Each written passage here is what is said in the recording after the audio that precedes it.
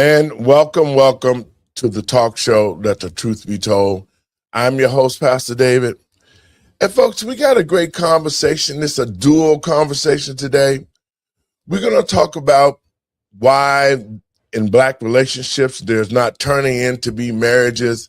And we're going to follow up with a little bit more about what's going on with Minnesota. So if you ain't got nothing to do, call your friends and let them know. You're listening to Let the Truth Be Told Radio. I'm your host, Pastor David. Y'all come on in.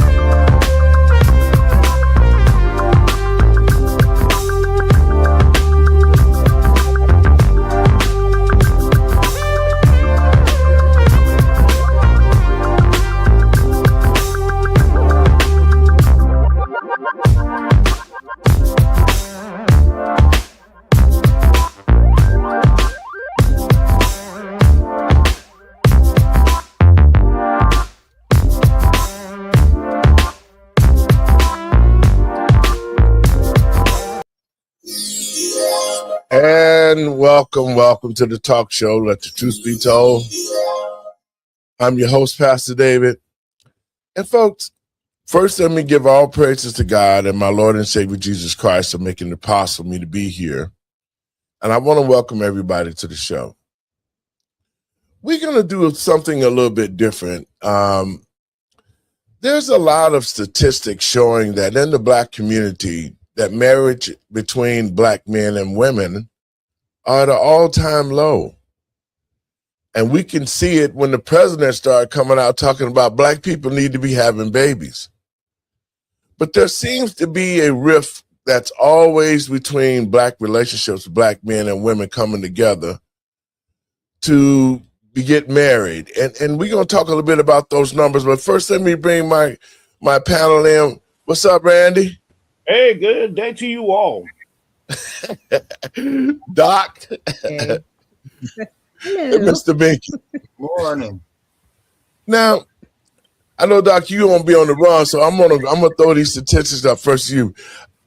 Give our listeners some kind of idea. Why do you think that Black men and Black women aren't marrying like they used to? Because when we was coming along, our whole mission was to go out there and find us a fine, beautiful wife and raise a family and have kids in the whole 9 yards. But it seemed to be in this day and age, there's a rift going on how dating is done. We got women who are expecting men to pay for them and take care of them, and they broke. I mean, and vice versa. So, Doc, give our listeners a little thought about that while I cue up this thing. But what do you think about the dating scene and Black men and women getting married? Well, the change came with propaganda, right? It also came with the thug culture. It happens a lot in our music. So we are very much emotional people. We're driven by emotion. That's how we dress, what we listen to, how we interact with one another. And that was preyed upon by other communities, especially, when they took the fathers out of the home. We can start with the Great New Deal, just with the welfare system. And it became a situation of what have you done for me lately, right? The music started to really dictate how our relationships looked, how our households looked. And we became a reflection of what we've listened to and what we've allowed into our homes. My mom said she grew up in a household where she wasn't allowed to listen to worldly secular music, and there was a reason for that. And so, the baby boomers, unfortunately, that's it. They got penetrated, I would say, in a way where I'm just saying, in a way where it really started to devolve family values. The men were taken out of the home. So men stopped learning how to be men, and women started to raise men to be men. You know what I'm saying? Like, we can't do that. That's not our place and position. And we've gotten so far away from just family values spiritual values, Christian values, that now men and women don't even want to be together in the Black community. We've lost who we are, and it's a fight to get back to who we are. I see the babies doing it. They're trying, but it still comes back to what are we allowing in our homes, the culture that we are allowing. Like Sexy Red and Glorilla, they're getting awards for gospel music. Like, what? You know what I'm saying? Like, I'm giving you guys the Cliff Note version, but you can yeah. When you see it from the outside. I'm just saying, Randy? it's been a de-evolution of who we are. Randy? I agree there, Dr. Shack, and I would expound on the thug culture and the music culture. That definitely was an influence in my community growing up. You would see, guys, a song come out, the next day they're mimicking and try to act like what they just heard. Yeah, what they saw. And that spread throughout, that has spread it throughout the community. And on top of that, it was normal for a guy to sleep around with a bunch of women, but then you get a woman that has slept around with a bunch of men, and then now she's the garden tool and everything else. No. Yeah, that's the whole, and she's a neighborhood hooker and all this kind of stuff. And it's like, well, what about the guy? He got just as many he got just as many bodies as she do, type of thing. And it's like, oh, that's normal for a guy, type of thing. And so but now she's unmarried. She's not married. She's not wifey material, And so that additionally spread it. And to your point also about the Great Society program under LBJ in the late 60s, early 70s, incentivizing single family homes and keeping the man out of the home.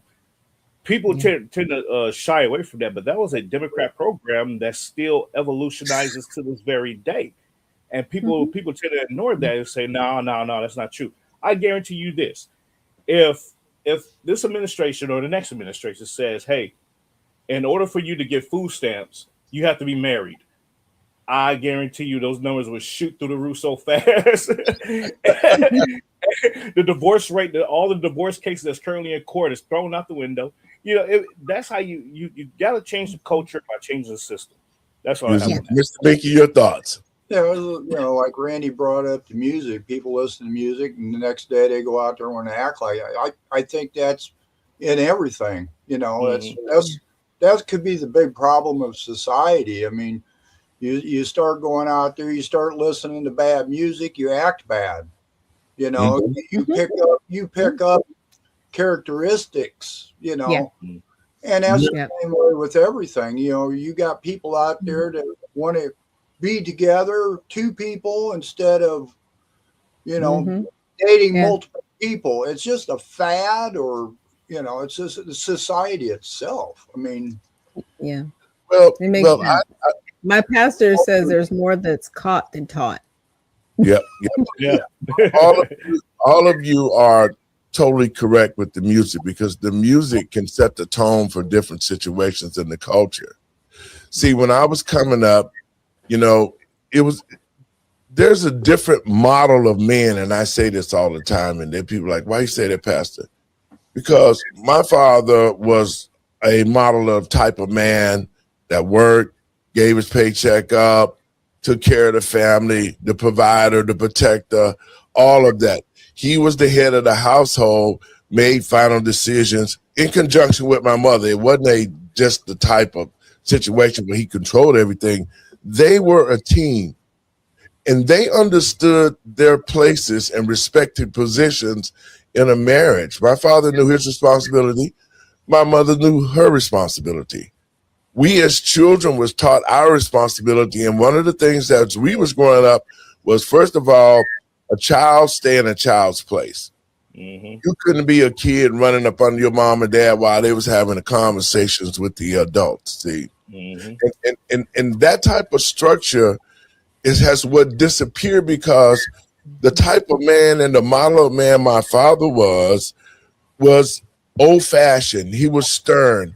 He was raised in a certain way that in order to be a man, you had to do all of these things. You had to be there, everything. And so that type of man wouldn't take welfare. That type of man made sure that if he had to work 5 or 10 jobs, that's what he was going to do, because the culture required him as a man. These are the responsibilities of a man. And I know black men in those days lived up to those responsibilities. Over 99% of those men. It wasn't a lazy guy that was on welfare begging for SNAP. It wasn't a Mr. Mom attitude where a man was taking care of the kids. All of that came on in later generations because that was the plan to destroy the strong black family that had came to the 60s, because, you know, black people in those days were married. They was getting married. They was creating families. They was having babies. They was creating communities, you know, and all of that led to the prosperity of the black community.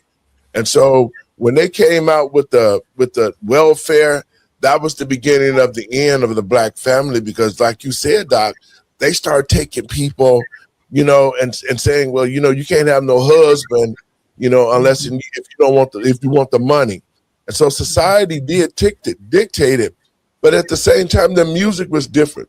The music was the stylistic, and you know, I miss my baby with the blues, and you know, have a family, and all of that stuff dictated the tone in relationships. So all of you guys are right on that. But what we're seeing today is I think that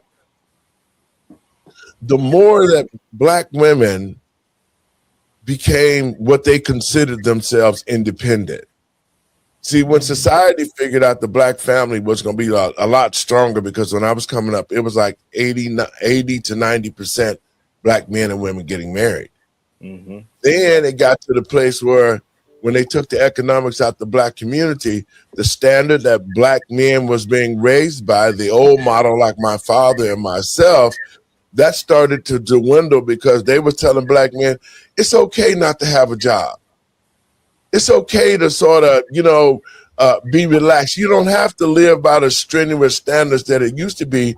And then slowly the black man was taking out the family, and the ideology of what men stood for and how they stood up and fought for the community, they started to water down the responsibility. And especially in the black community, black women started to come up and take the job to say, I'm independent, I'm strong, I don't need no man. As black men started to careen down of being not the man in the family, but just a liability if he didn't work. And so therefore we are seeing what we're seeing now. It's the up and down, you know, now black men that make it, they have a set of rules they live by, and women live by certain rules, and they're clashing because one wants the other to take care of the other. Your thoughts, Randy? What are you thinking about over there? What could we do? You're absolutely right. I grew up growing up in the 80s, 90s era, I used to be under my grandfather a lot. My father, he was around, but he wasn't in the home, because my mom and dad wasn't married, just for transparency. But my dad lived like, 6-7 blocks over, or depending on where we was at. He moved around and we moved around. So, but I see my dad like quite often. I would see him like maybe twice a week type of thing, but not including weekends. But being under my grandfather, he grew up in that model, like you said, and being under him growing up, he would go to his friend's house on Saturday mornings, and they would be in the garage, and they had like a little it was like a 24-inch screen TV or something like that, and they would have a case of Budweisers, and they're watching baseball games. But you know what was going on during those baseball games when in that beer drinking? It was about 6 of them. They were talking politics, and the politics they were talking about wasn't the stuff that you see today. It was talking about the neighborhood politics. Hey, what's going on with those thugs that was hanging out down the street the other night? Do you know who such father is, and this, that, and the third? So they're dealing with the issues of the community, and then they translate that back to the city council members. They translate that back to the aldermen in Chicago and stuff like that. And that's how the police got their information.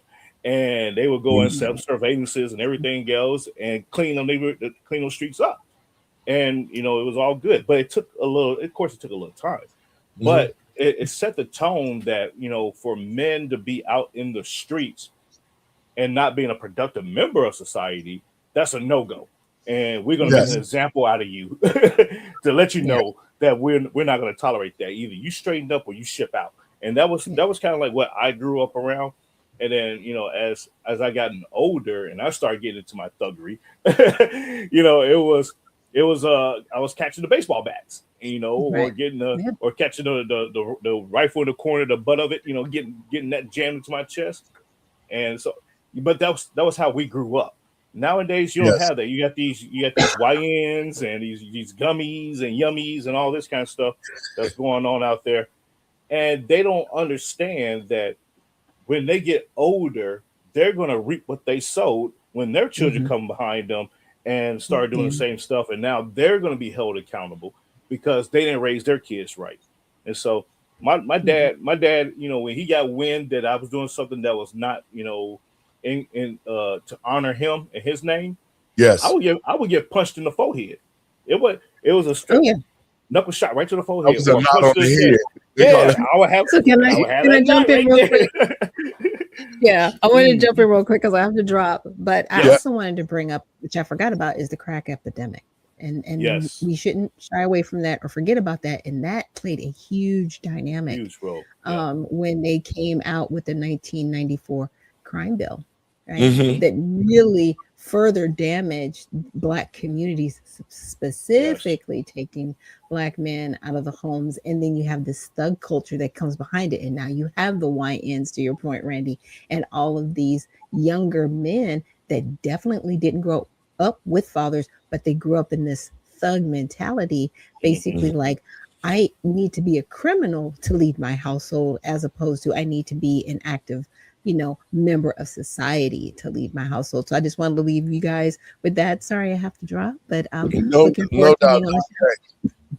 Take it easy. I'll see you soon, Doc.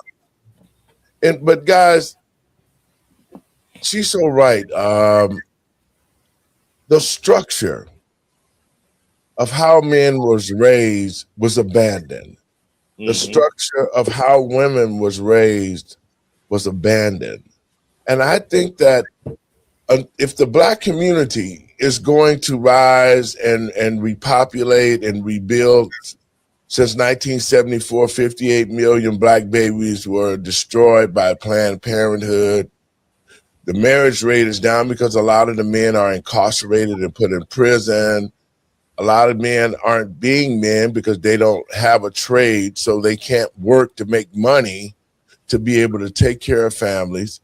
It has been a lot against the Black man as far as him being responsible, because your manhood cannot fully develop if you cannot fulfill the requirements to be a man. The requirements to being a man is to be able to make money, to take care of your family, to be the protector, to be the sound mind of the family structure. All of those things, society was really put in place by the Bible and what God, man was first, and his responsibility to his helpmate and to his family. And I think that structure itself has hit rock bottom in the Black community, because when I take a look at the situations with our young men and women today, most, especially in the Black community, there seems to be an air of competition, so that when you do get a Black man that's successful, you do get a Black woman that's successful, it's hard for them to get together and be as one, because they don't know how to mesh things together, because it's a give and take relationship. Right. I watched my mother and father, they was married for 70 years until they was dead. I mean, he died 2020, 15th of February. He was so heartbroken, he died September 13th. That following months later. That's the type of love that no matter what it is, relationships are going to go through that. And I think that today's society, Black men and women and white men and women today have let society dictate to them on what they should be and what roles they should play, because the roles have reversed Now it's okay for a man to be lazy and walk around the house and do nothing while a woman works. Your thought on that, Mr. Binky? Well, I mean, it's just like when you brought up about the welfare system. A man can't be around the house. So what responsibility did he have? I mean, a woman couldn't have a guy around the house, so he had no obligations or no push to be around the house. So he just ran around, slept around, and ran across whatever he could. So I mean, when you bring a system in that tears any family apart, and I'm sorry, it's just not the black community, but you got a system there that's not promoting responsibility. Mm-hmm. That's it's being a man and a woman. It shouldn't exist according to society today.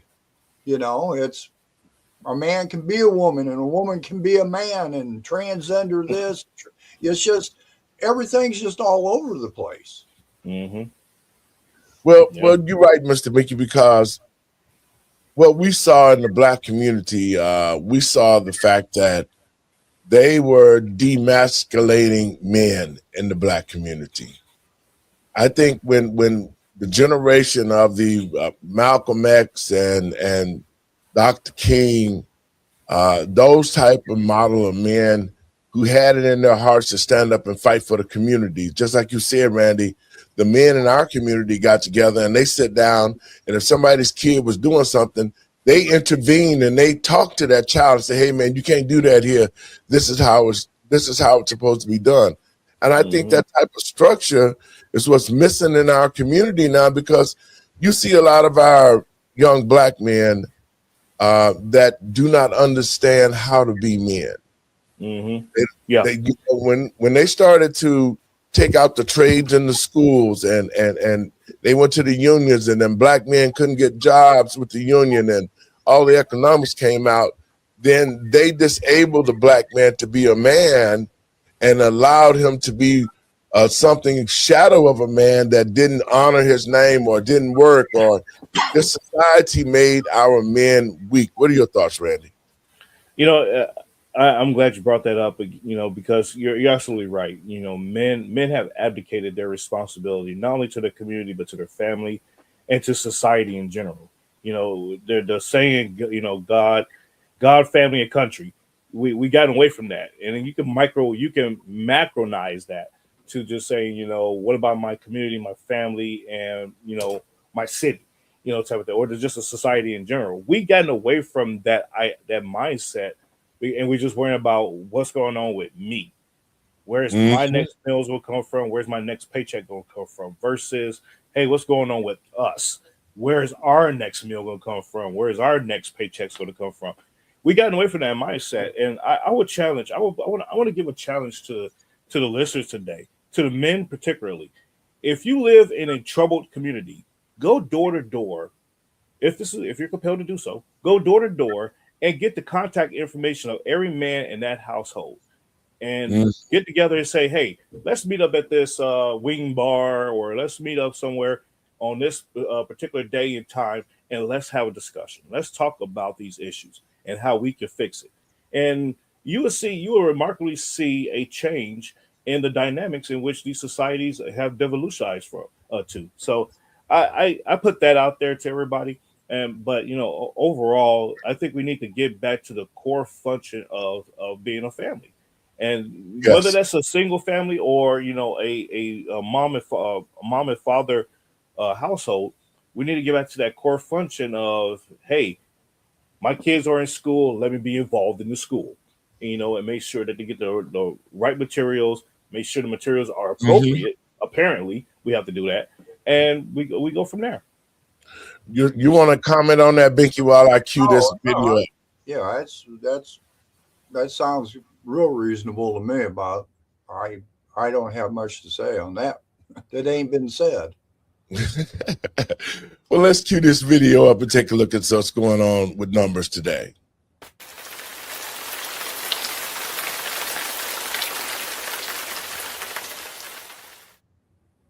The following statistics were provided by blackdemographics.com.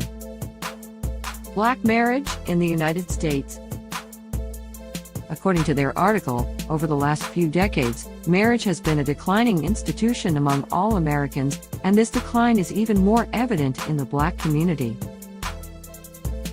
In 2019, only 30% of African Americans were married.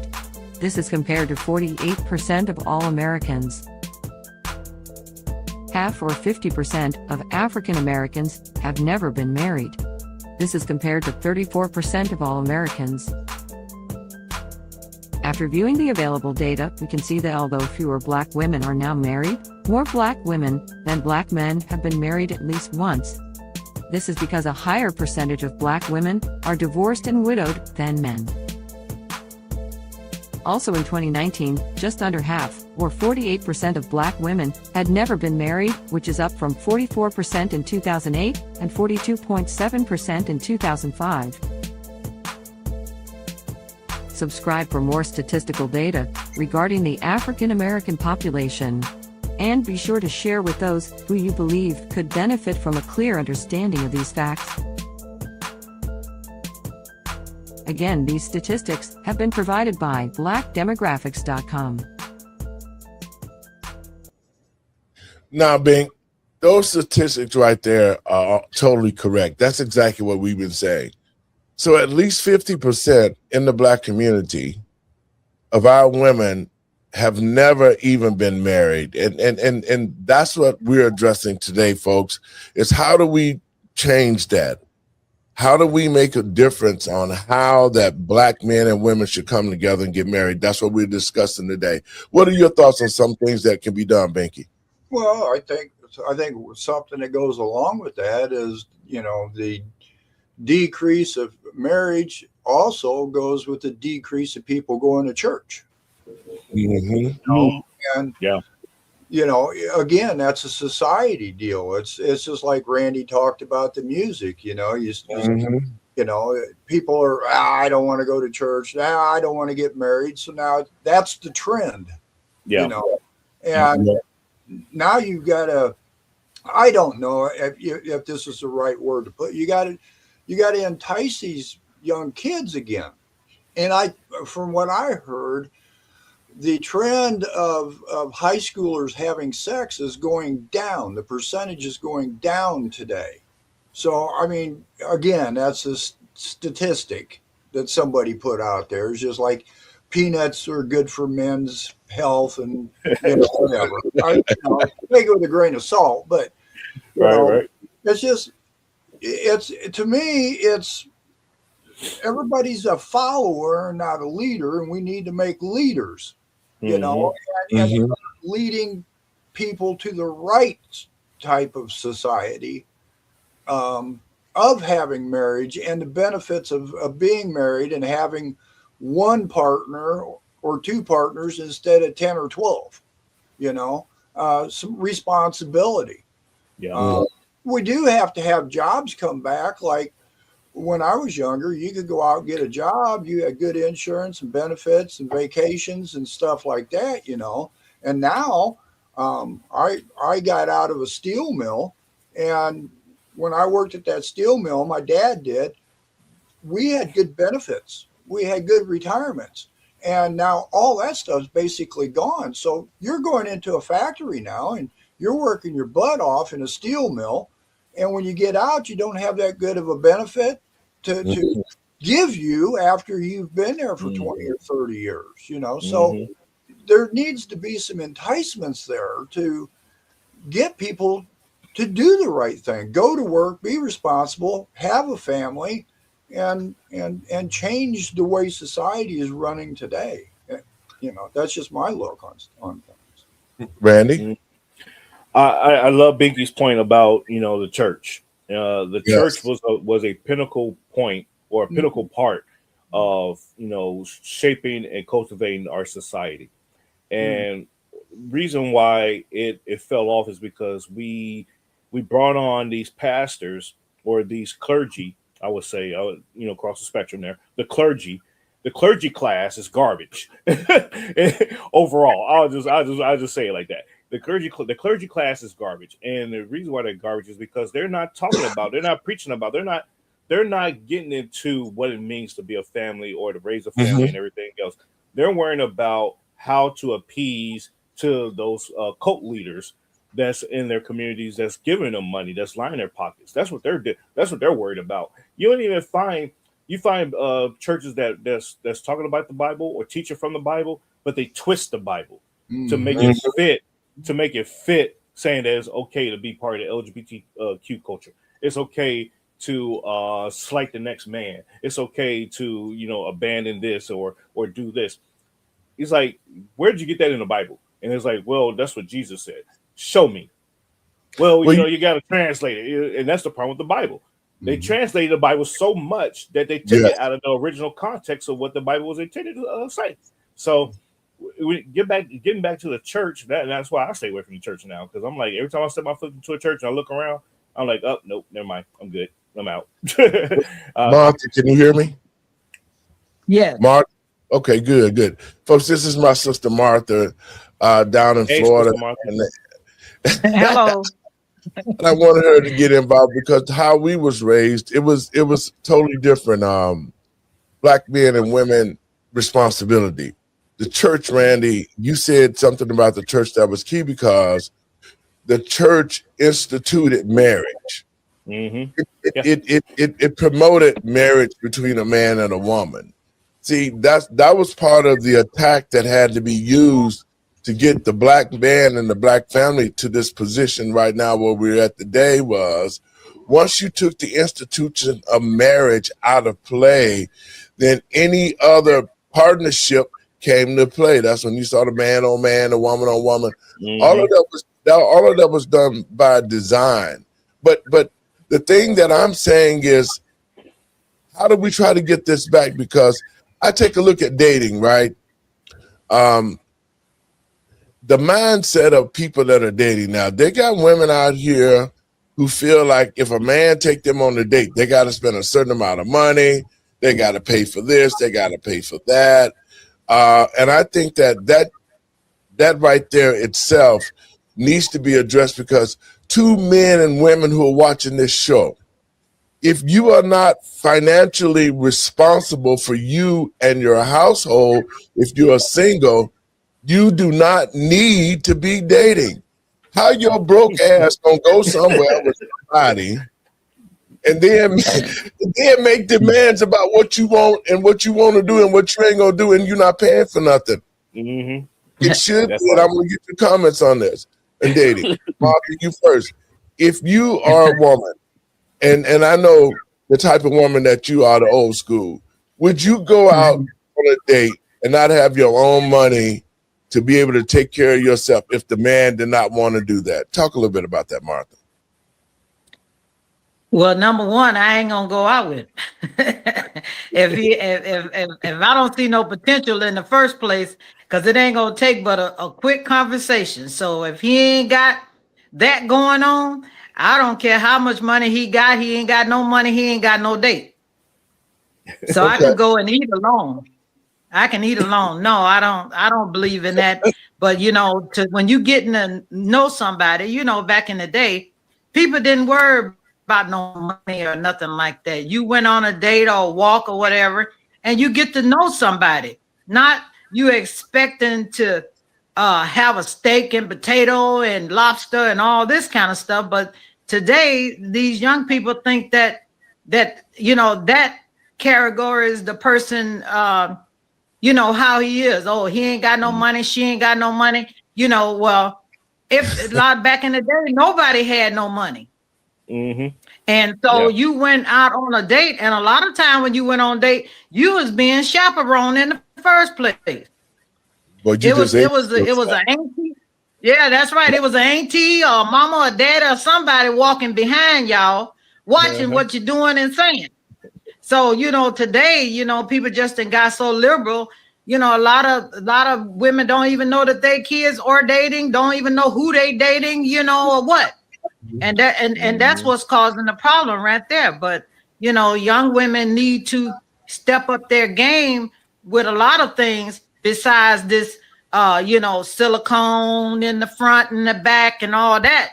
You know, I mean that don't mean nothing, because when you get old, all that's going to be dropping on the ground. So, you know, It's why I live you. That's right. And you know, how can I judge how the man looking and I got all this stuff hanging myself. So and I don't know how the man can judge a woman if he ain't got himself in shape, big belly, but you know, bald head, and then you broke on top of that. So you know, it's a double-edged sword. You know, you got to look at the person on the inside and realize you connect in that way, not just appearance alone.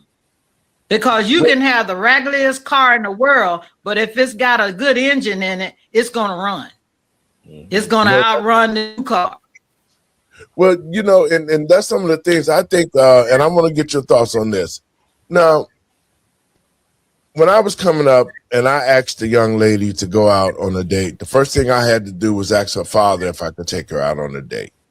You know, and I did that. Then we went out on a date. He had a couple of things for me to do. He said, man, if you're going to have my daughter out, take care of her, protect her, and bring her back home at a certain time. Once he was comfortable with knowing that you were a responsible young man, then he still was waiting for you to be there at 10 o'clock. But at the same time, he knew then that you were going to be a young man that he could trust to go out with his daughter and bring her back home safely. I think that that type of ruling and structure is gone because, like you said, Randy, by the church not being prevalent and promoting marriage between a man and a woman, and young men today don't have a spiritual foundation. The thug life image is what caused a lot of situations with relationships because, you know, black men was calling black women bitches and hoes and all the rest of that stuff. And women was calling each other that same situation, you know. So now here we are in 2025, and the marriage rate for black men and women is almost out at the bottom. It really is. So what are some of the things that you think, Randy, that men and women should do in order to start dating and getting to know each other? What are some of your thoughts on that? It boils down to respect. So first off, when so I'm on my third marriage, just for right now. Okay. And you know, and just being still in the newlywed phase, although my wife and I, we've been together previously decades ago, but we finally came back together and we got married. But I still asked her father. Do I have permission to marry your daughter, sir? And he looked at me. It was kind of like a funny moment because it's like, I don't like y'all damn 40s. So what the hell I care, you know? But it was still a matter of respect of, do I have permission to marry your daughter? Do you respect me enough or trust me enough to entrust your child's life into my hands? And that was the premise of it. And we, you know, we talked and everything else, and it was all good. And that's what it boils down to, is that men and women. Because my wife, she met with my family as well, my siblings, my mom, my dad, and they was like, "You're not gonna be like the other ones, are you? You know, we don't have to put hands on you, you know, stuff." So it was, you know, it was a very candid, open discussion, and that's what we need to get back to is, you know, no matter how old you get, you should still have respect enough to be involved in your significant other's family, and make sure you have their approval, their lookout, their support. And everything else, and from there it will grow. And you know, my wife could call into my brothers and sisters without me being around, or she could call on my daughters and say, "Hey, you know, your dad is doing this. He's busy right now with this, that, and third." That needs to, you know, we need to bring that back to society. Is having just that mutual respect for each other, and everything else will be just fine. Your thoughts, Mr. Binky? Well, it's like your sister said. You know, standards weren't this high back decades ago, you know. Right. And she brought up something that just hit me.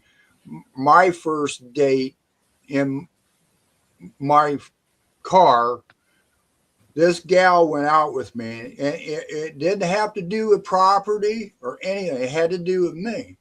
That car I had was a 50 Chevy. It was the ugliest Oh, and she sat next to me in it. So, like your sister said, back then you didn't have this high standard. You went out for that person, you know. Right. And I think that's got a lot to do with today, because everybody expects the highest standard for everything.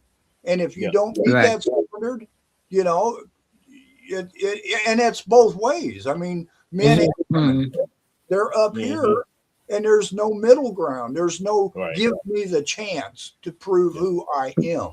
It's like what I've got, you know. That's what I see it sometimes. I want to dovetail on that real quick. And Steve, you're absolutely right, because you have, if you both are living on a high hog up here and you have all these high standards and everything else, when you look at the wedding vows, for better or for worse, for sickness and health, you know, for richer or for poor, if I lose my job, babe, do you got me for the next 3 months until I get back on my feet? And she's like, nah, you're a bum, get out. You know, it's like, you know, if, hey, honey, I lost my job today. Can you take care of me? No, I ain't married you to take care of you. You supposed to be taking care of yourself. You know, that's where the relationships are at these days. Even in marriage, they don't want to take care of each other, and at times when the other person falls off a little bit, and that's the other problem we have. You know, I live here in Austin, Texas. You know, a lot of high-end restaurants and everything else. And to y'all's point, you know, a woman, you know, you ask them to go out on a date, they think they're going to Ruth Chris, and they getting picked up in a limo or a Waymo, and it's like, no, we're not doing that. We're going to Red Lobster or Chuck E. Cheese, and we're gonna have some fun and talk. You know, we're not doing Ruth Chris. That's a $700 plate. We're not doing that today. You know, what do you bring to the table to deserve that? Well, you know what? You know what, man? And to it, I want to get your thoughts on this, Martha. Okay, so you're a woman that's on welfare, and you meet a man that's working, got a good job. How is it that you bring nothing to the table? Other people, kids, no job really. You doing the EBT thing. You don't went scraped up some money to get you a big fat ass from Brazil, you know.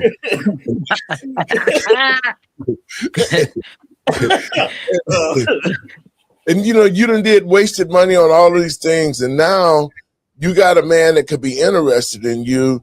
Now you got to tell him, well, you know what, if you want to date me, you need this, you got to have this kind of job. I need 6 figures. I need this and this and that.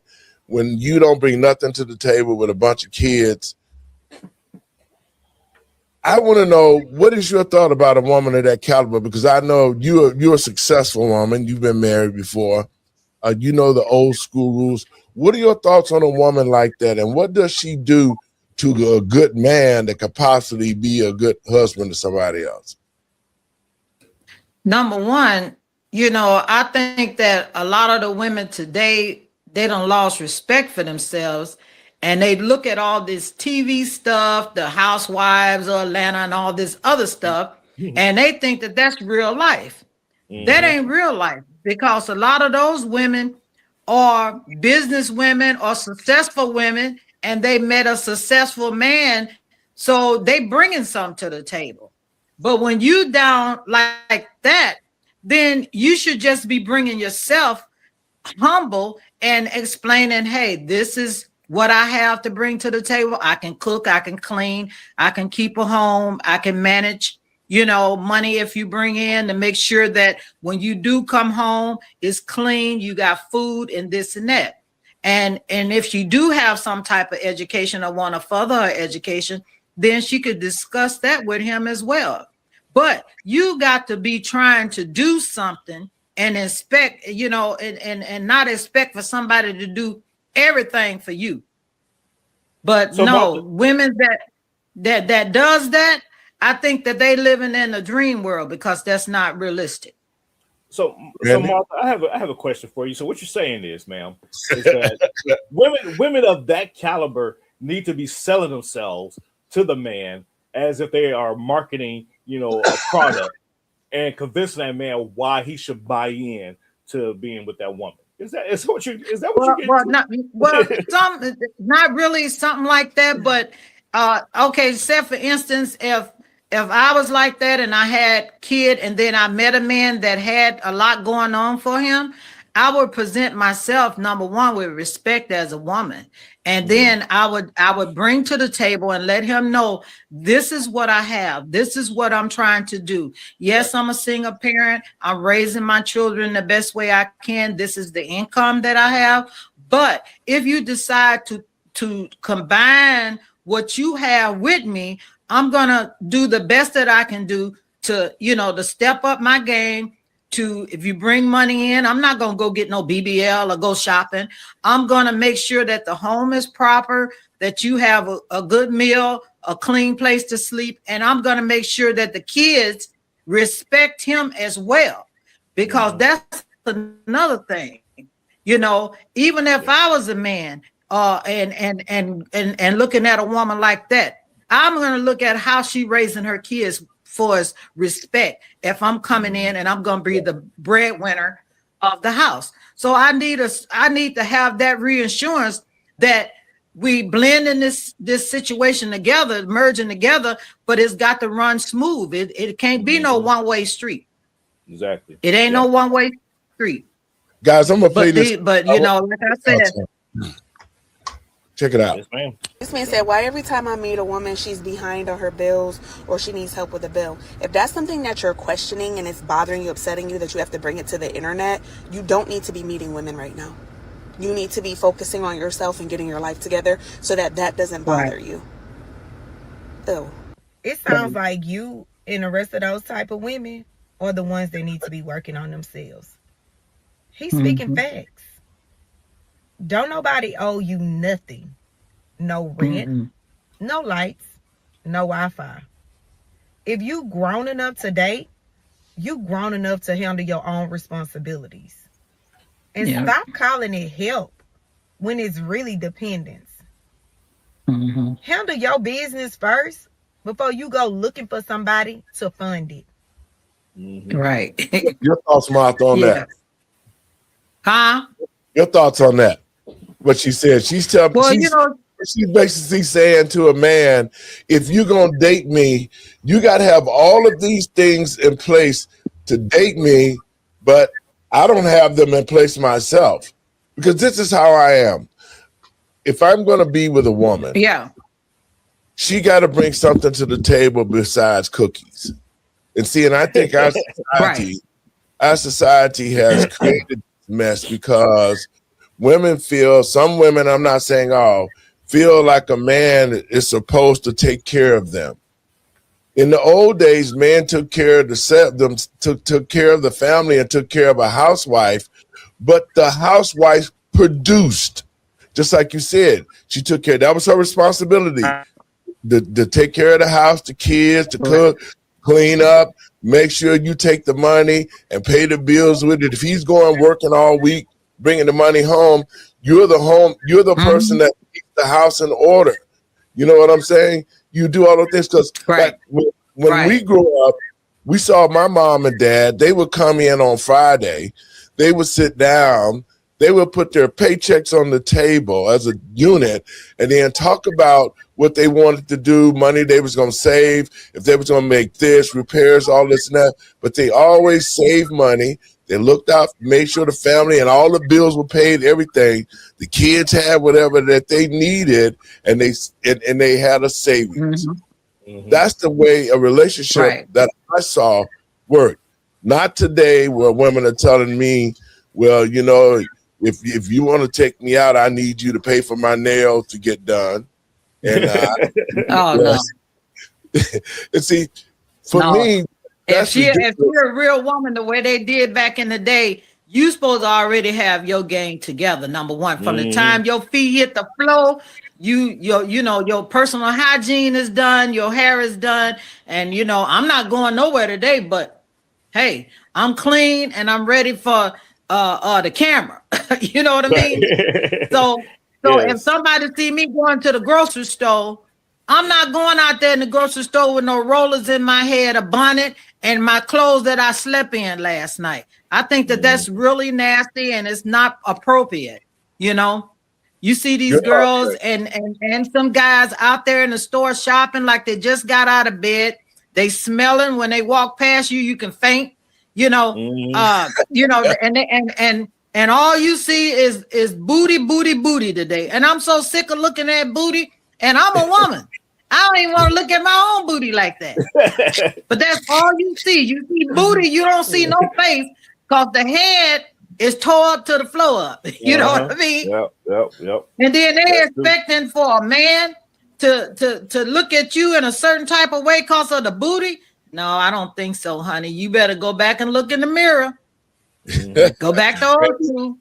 Your thoughts about, and then I'm gonna pass it off to Mickey. Your thoughts about what she was saying about the man. That man got to do this. If he ain't got all this stuff in place, then you don't need to be dating. But what about the woman? Your thoughts on that? For me, it's like this. I expect if the woman and I are in the same age group, same demographics of like education and all that, I expect her to have her stuff together. I expect her to be motivated enough to have done some things in her life. And so I gauge that. If she's single, she's been in a previous, like I said earlier, we talked about earlier about, being in previous relationships and having body counts and all that. That happens. I get it, especially as you get older in life, that tends to be the case, so it is what it is. But if she's 45 years old, and she got, say, 2-3 kids, or they're, 2 or 3 children that are older or whatever, and she still doesn't have a job. She's still trying to be on welfare, and she ain't trying to get a job. I'm going to keep it moving, because what are you bringing to the table besides, what are you bringing to the table for me? Nothing. Exactly. I don't care about a clean house, because I can hire a maid to do that. Yes. I can clean my own house. I can cook. So like, what do you actually, besides bringing the booty, what are you bringing to the table? Are you going to cause that stress because you got extra baby daddies out there and these kids are not disciplined? I don't need that in my life at this age, but in my 20s, cool. We can get it in, but now I'm in my mid 40s, turning 50. I ain't got time for that. So it's like, what do you bring to, if you're not bringing that to the table, you are low value. In my book. Yes, I respect you. We can be cool. We can be friends. We can go kick it sometime. But as far as relationship, can't do it. Nope, won't do it. Mr. B. Can't do it. Nah. Well, we're sitting here. We've been discussing old school, new school. We've been discussing society and standards and stuff. Real quick, I want to sum it up using commercials of what we've turned into. Back in the 60s and the 70s, you had Don't Squeeze the Charmin with Mr. Whipple, the store owner. You had Where's the Beef? Right. The little old lady looking at the hamburger going, where's the beef? Now today you've got LeBron James and you've got Taylor Swift. You got them selling what society's supposed to be like. Because of them, you're supposed to buy this. Back in the old school stuff, it was everyday people. The little old lady, the grocery manager, whatever. I know it probably sounds goofy, but what we're seeing today is this standard or no standard. Back in the old school, it was we're all on the same level. So we're all here.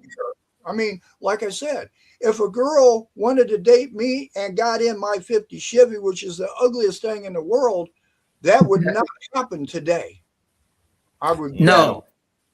And I think too, because how society has made men and women think about each other, that's a big factor too. And if you haven't been grounded of seeing a real structured relationship, then you tend to think the selfishness. Because I hear this sometimes when we was coming through, like in the late 80s and 90s, and women was burning the bra and the panties and all like that. They was running around talking about, I don't need no man. I don't need no man for this. I can raise my children. I can raise a son to be a man.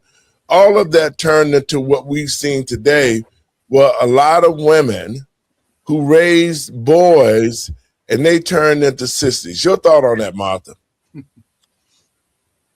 Well, I raised a boy and a girl, but the bottom line of it is when they get a certain age, and we can do the best we can do for us raising them. When they get a certain age and they get out in the world and they be influenced by different things, that's a choice they're gonna have to make. Don't mean that I like it, but that's a choice that they have to live with. Because when I die, I'm gonna die by myself. And when they die, they're gonna die by themselves. And all you can do when you don't raise your child is to pray for them and hope that they open their eyes and get it together.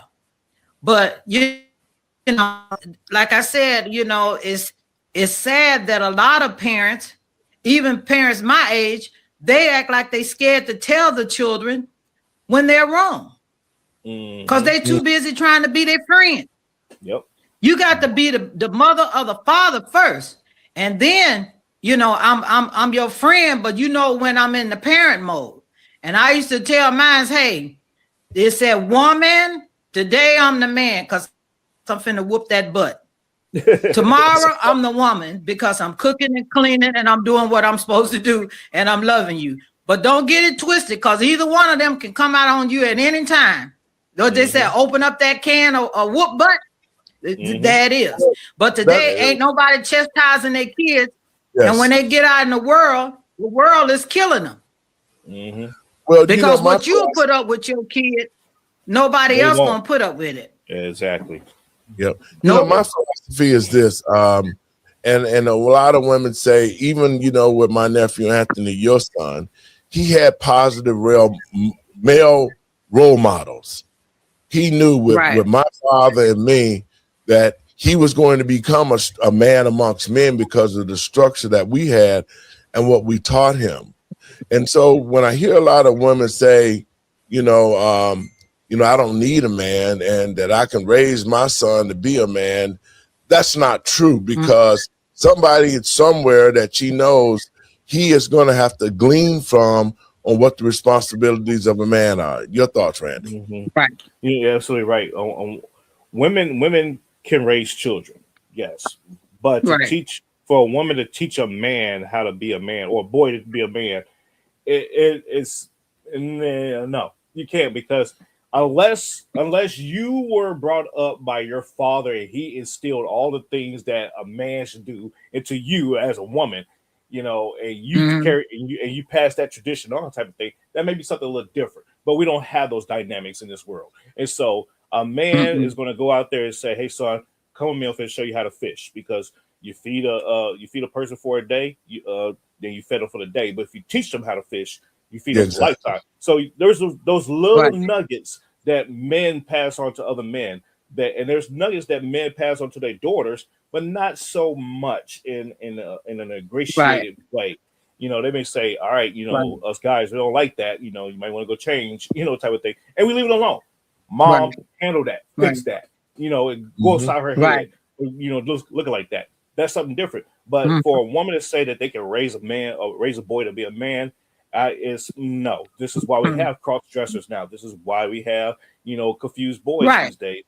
This is why, because they're instilling their persona into that boy, and so that's why that's how I look at things. Is for women that, and I'm so sick of looking at men looking like women and women looking like men.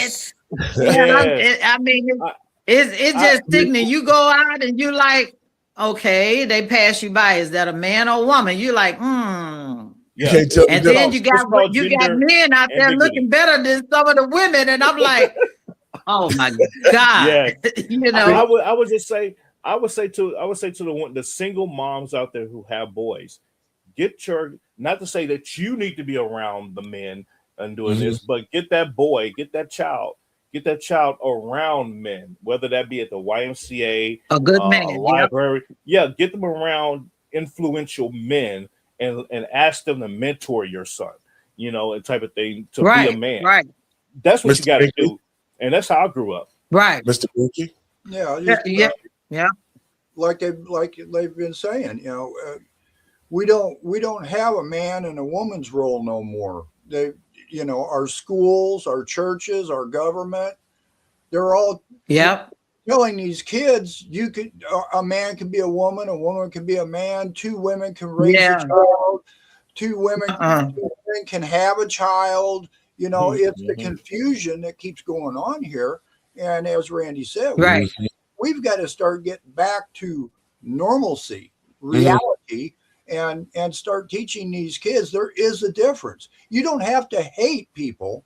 You don't have to degrade people, but there is that difference. They can be whatever they want.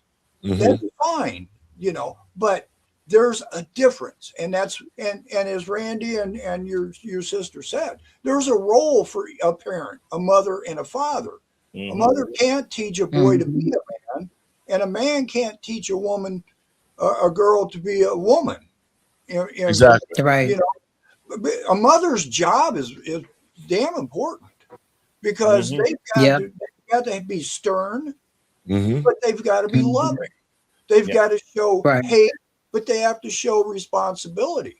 The dad has more of the responsibility role. And as my mom said, when I got in trouble, just wait till your dad gets home. And that's a frightening thing right there. Automatic. That's oh Lord.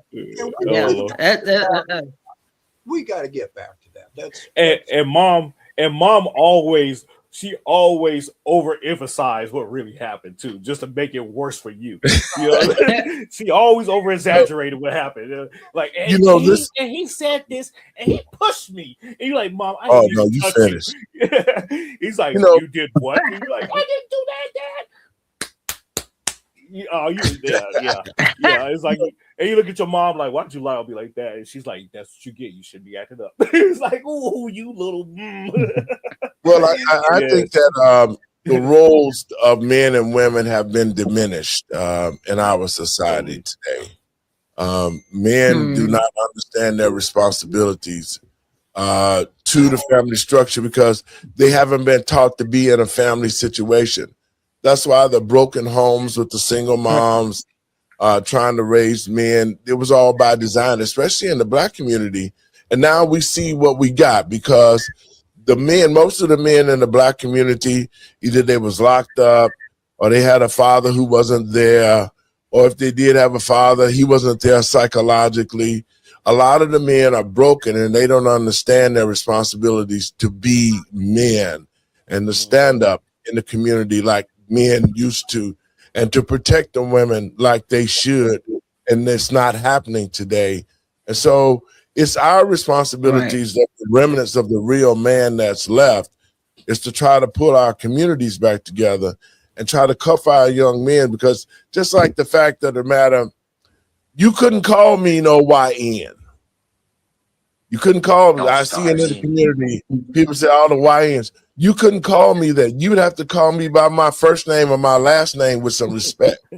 Because if you call me YN, it could be a problem for you and the dentist, okay? That type of respect about being a man. I'm a man. You just can't say what you want to say to me. You have to respect who I am, because I'm going to respect you, and I'm going to command that back as a man, because I'm going to treat you that way. But see, the type of values that men was raised by, and this is what I'm saying to the young brothers, just because you hustle and you make money, just because you got a college degree and you got cars and all these things, if you don't have structure on what the responsibilities are for a man and a family structure, and I say this to women all the time and they get upset. I say, sister, you got to know your place. And when you say that, the first thing a woman, you ain't telling me what to do.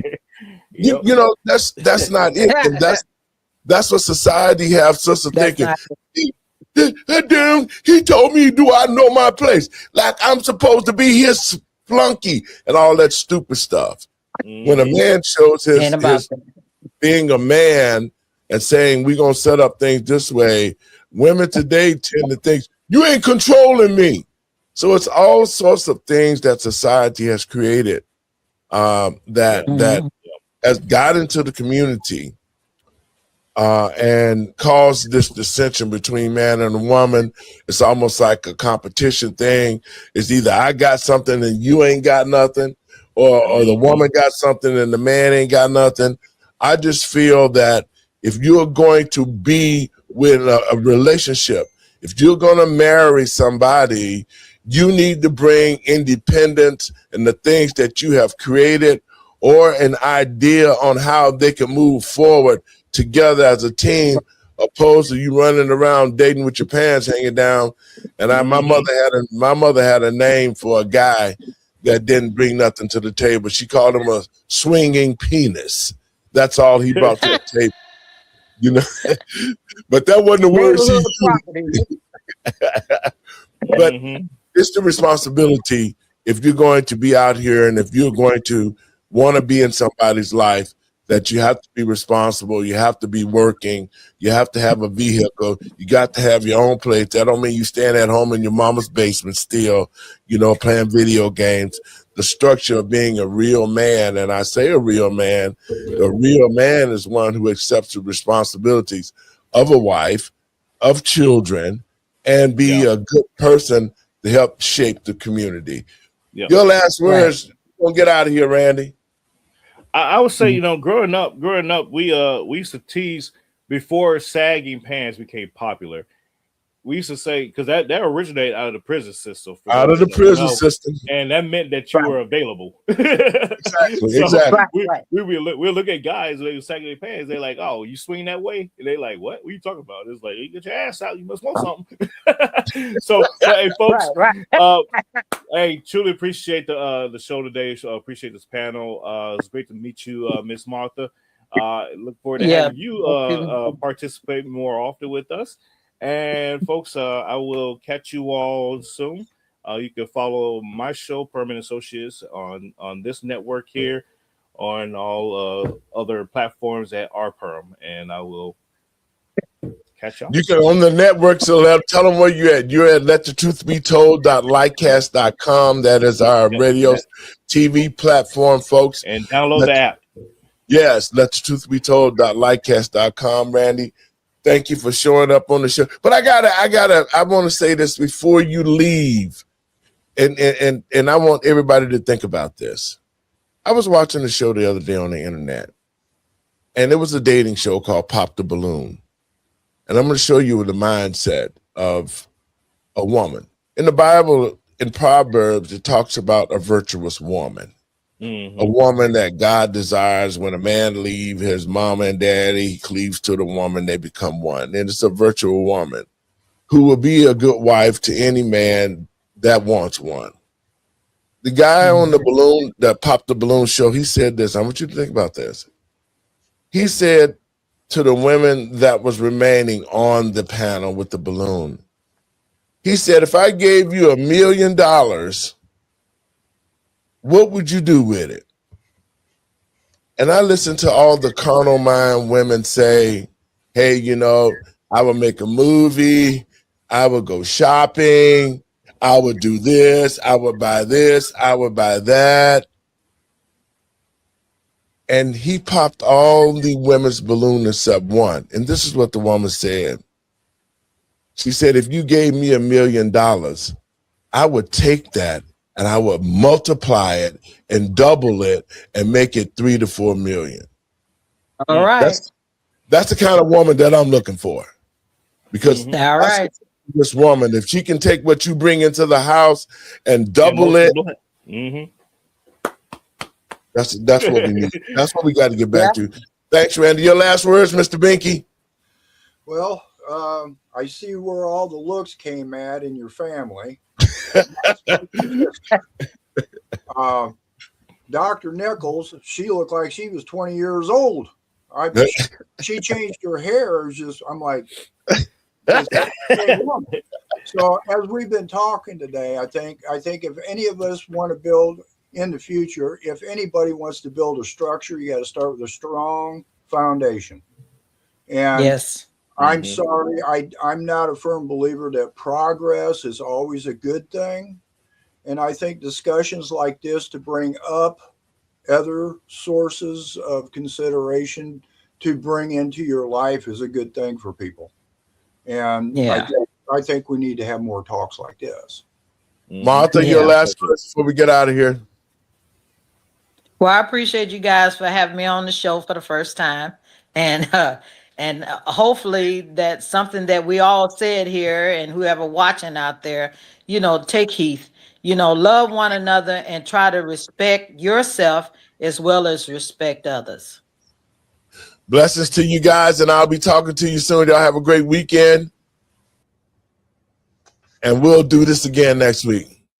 Folks, I want to thank you for tuning in to the show.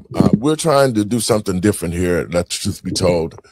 Every Friday, we're going to take a topic regarding relationships. I think the structure between the black man and black woman has broken down. The line of communications is the key in any relationship. And if you're going to get with somebody, it's not about the money. It's not about the material things, because you're only a renter for those things. It's about this. And these are my last words.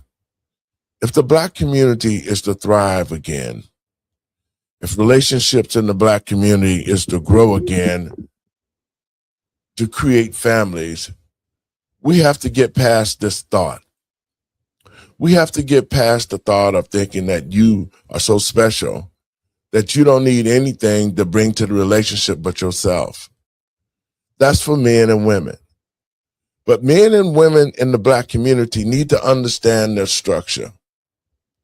That when you get into a relationship or a marriage, it's death do you part.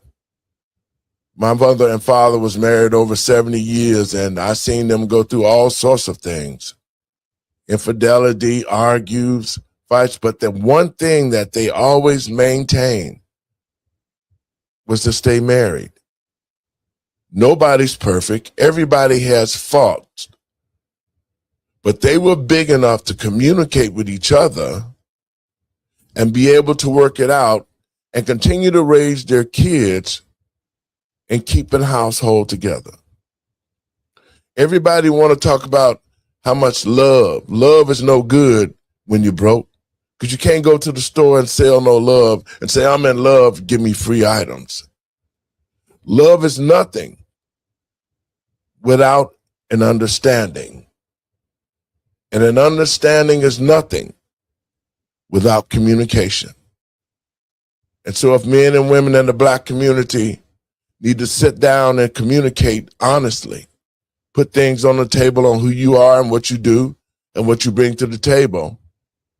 And if you're going to be together, join in marriage, blend your family, put God first, and we'll see the rise in the black communities across the country. God bless you. Have a great weekend, and let us make this country great again. Have a great week.